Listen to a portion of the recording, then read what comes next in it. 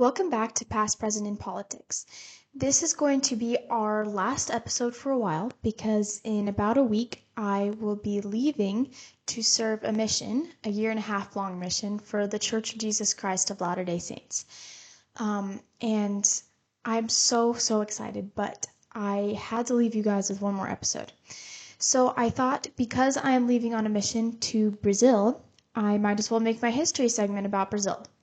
And I'm going to try to make it short because I want to get to our current event really badly. But so a fun fact is that my number one song on Spotify in 2024 was actually Brazil by Declan McKenna. And one of the reasons why I like that song so much, besides it just being a good song, is because it's a protest song. It was written to criticize the Brazilian government for hosting the World Cup in 2014. And they did this, the reason why it's such a big controversy is because they hosted the World Cup while most people in Brazil were living in extreme poverty. So Brazil's government has gone back and forth over the years between being a more capitalist country to being a more socialist country.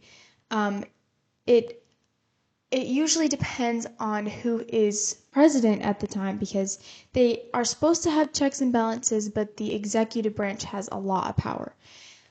But for the most part, Brazil is more of a socialist country, which is why, because of that and other factors, a lot of Brazilians live in poverty. There's a lot of economic inequality. And this was especially true in 2014. It was like mid-2014 when this happened. There was a severe recession that hit Brazil with unemployment rising and millions more falling into poverty. But despite this, federal funds were being used to build fancy stadiums, very expensive fancy stadiums for the World Cup that they were going to host in 2014. And in total, Brazil spent over $11 billion on this project. And a lot of that was due to stuff like fraud and ties between politicians and contractors. And the cherry on top was, I think, FIFA, whatever the soccer association is that is responsible for the World Cup. They were tax exempt in Brazil. So the organization benefited from hosting the World Cup in Brazil because they were completely tax exempt. They didn't get taxed. But the Brazilians who were paying taxes, tax-paying citizens, didn't really benefit. And Brazil didn't even win the World Cup that year. They lost to Germany. So the reason why I think this story is important and why I like that song so much is it shows how little politicians actually care about you. And not just politicians too. This was like the leader of the soccer association. They decided to have Brazil host it despite the amount of poverty going on because they just don't care about you. They don't care about citizens, the average citizen. And so the whole country can be starving. And they'll send your hard-earned tax dollars to soccer. They'll use your tax dollars for soccer instead of things that you actually need. Things that would actually help citizens of the country. And this isn't just Brazil. This is, every government. And it's especially bad when corruption like this is just allowed to go on. And unfortunately, this kind of stuff happens in the United States too. Um, and unfortunately, they've spent our tax dollars on even worse than soccer. So I know that's like short. It's a short story about Brazil, but I like it a lot because it reminds you that you really just can't put your trust in politicians. And there's no reason to put your trust in politicians when they do stuff like that, whether they're Republican or Democrats. That's just how it is because politicians are corrupt.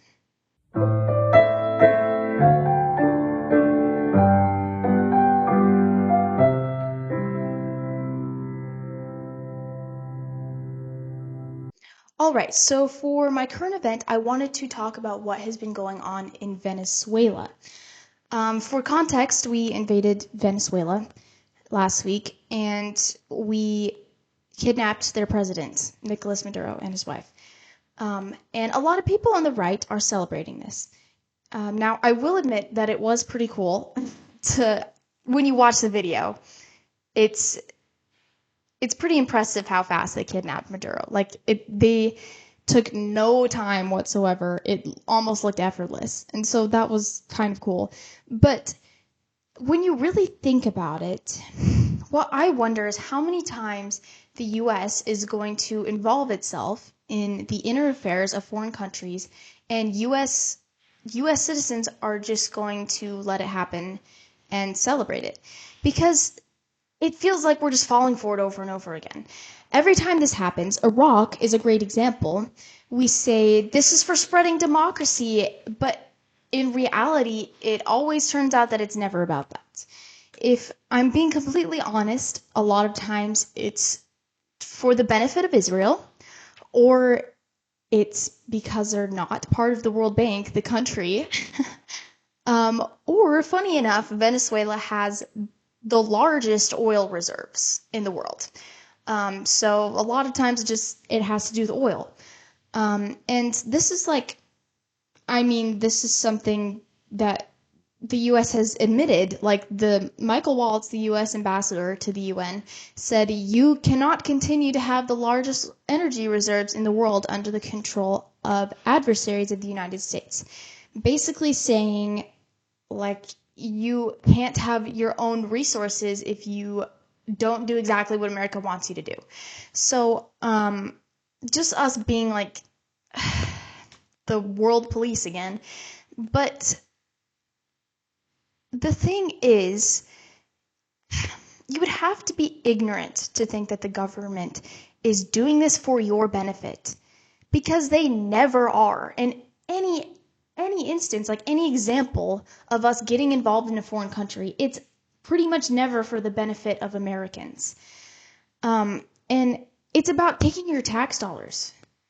They take your tax dollars and they say they care about democracy. They want to spread democracy. That's why we need to get involved in all of these foreign affairs. It's because we need to spread democracy and we need to help all of these people from all of these foreign countries because they need democracy. Yeah, I hate to break it to you, but that is not at all what they care about.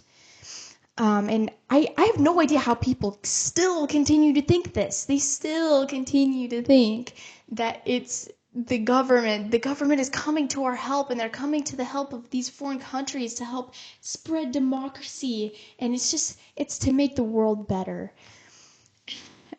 It's so ridiculous because, I'm sure the Venezuelans are thrilled that they don't have Maduro as dictator anymore. Like, they're all celebrating in the streets and stuff. But because Maduro sucked. He did suck. Two things can be true at once, though.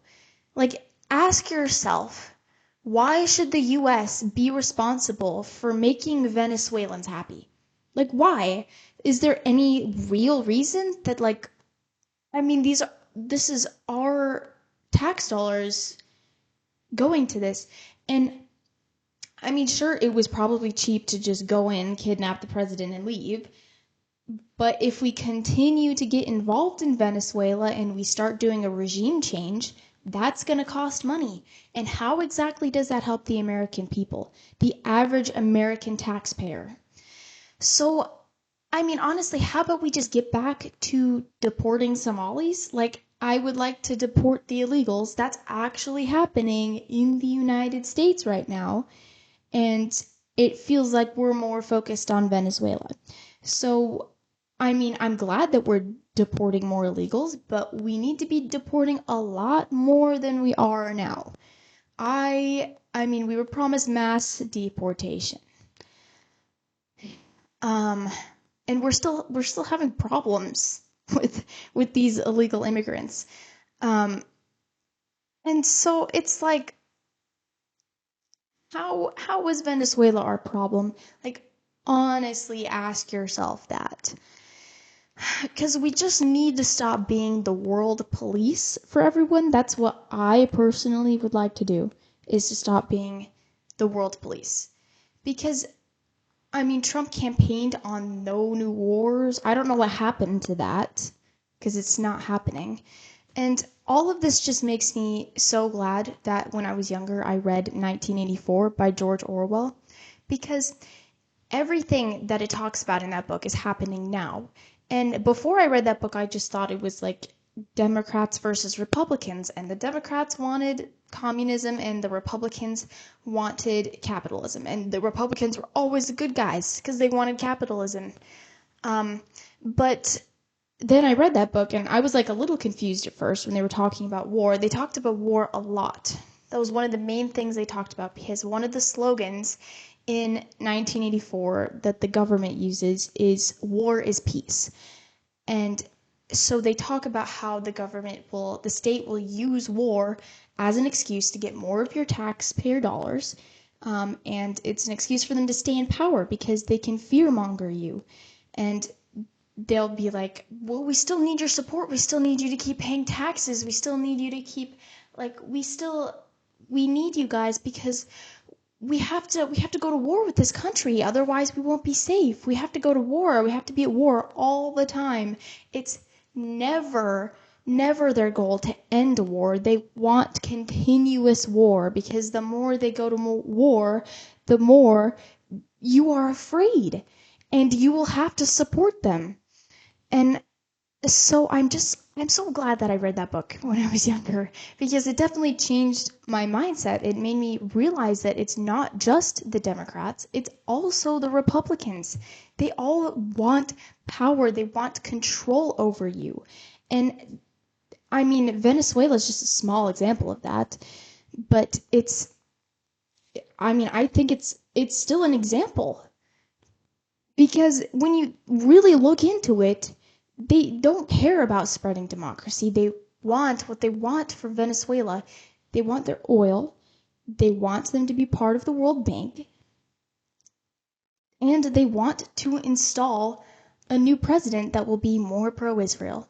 Like, that is the honest truth. That is what they really want. They do not care about the people of Venezuela. And while getting Maduro out might benefit the Venezuelans for a period of time, who knows how long, um, it's it's not going to help Americans. And that's really what we should be worrying about, is how our country is doing. We don't need to be the world super, like, police. We don't need to do that, because, like, the government is supposed to serve its people, not the entire world. It's supposed to be there for the American people. And we can't rely on the government because they're super corrupt. But why, like, I don't understand why so many conservatives are falling for this, because we as conservatives naturally should be we shouldn't trust the government or like anything they do. But for some reason, if it's the administration we like, if it's a Republican administration that's in power, then all of a sudden everything they do is okay, even if it doesn't benefit the American people. So all I would ask of you is to just really think about what Venezuela means for America. Like, does it actually help us? And why? What is their purpose? What is their actual purpose for getting involved in Venezuela? Is it really to help the Venezuelans, or is it to help corrupt politicians? Thank you for listening to this episode of Past, Present, and Politics.